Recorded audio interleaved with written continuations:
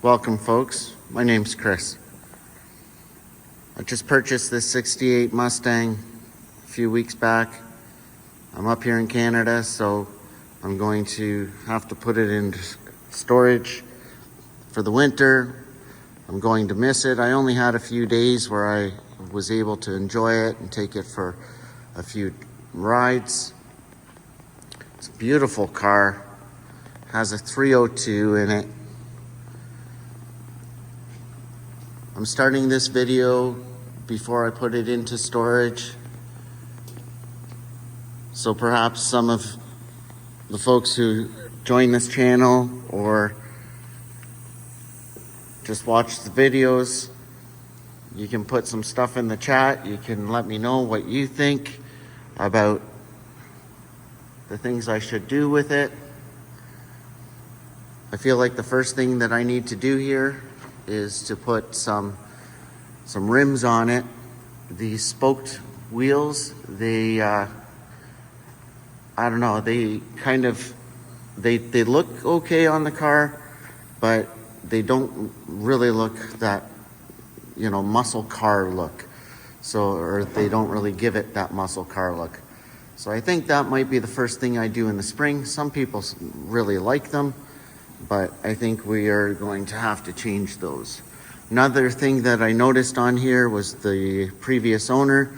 They put new emblems over here, but they have the Mustang running backwards. So if I can get those off without breaking the tabs, I'll just switch them from side to side. And then I will, or I'll have to purchase some new ones if the tabs break. Here's the 302. Pretty clean under the hood. Sounds really nice. After I pull it outside, we can listen to that. The interior, it's pretty nice in there. We'll open her up and take a look. The yellow here, when I first purchased the vehicle, the yellow really didn't sit well with me. Then I cleaned it up and I don't know, it's kind of growing on me. So I don't think I'm going to be in too much of a rush to get the paint done.